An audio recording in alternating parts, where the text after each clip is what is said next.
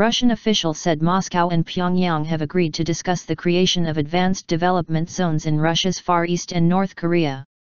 The latest project to be discussed between Russia and North Korea would call for a trilateral project, with South Korea's participation, said Alexander Galushka, Russia's Minister for the Development of the Russian Far East.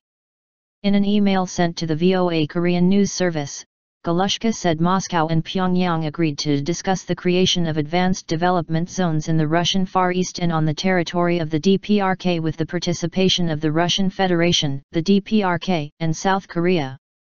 Economic delegation. The agreement was reached during a visit by a North Korean economic delegation to Moscow in late February.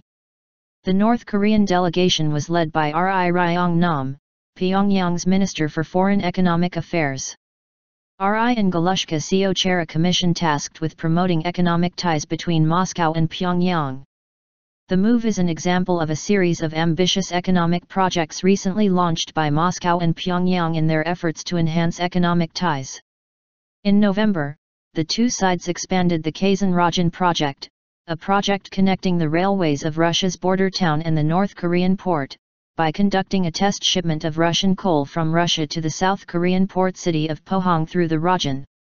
In October, the two countries launched a rare joint project that calls for Russia to overhaul North Korea's railway system in return for access to the North's mineral resources. The project involves reconstruction of more than 3,000 kilometers of railroads over 20 years. Galushka said the railway project would pave the way for a significant increase in bilateral trade between Russia and North Korea. Some analysts are skeptical that the project can be sufficiently financed. So far, Moscow is known to have attracted one domestic investor for the project. Russian investors. When asked if more Russian investors would join, the Russian minister said, "As this is a large project, new participants will be required. However, this is the prerogative of the business to attract new members." Relations between Russia and North Korea warmed recently. North Korean leader Kim Jong-un is expected to travel to Moscow in May to attend the 70th anniversary of Russia's victory over Nazi Germany in World War II.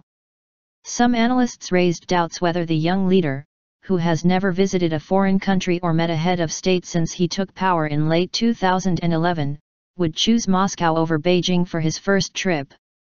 But expectations that Kim will visit Moscow are increasing. Last year, Moscow cancelled $10 billion of Pyongyang's $11 billion debt incurred during the former Soviet Union era.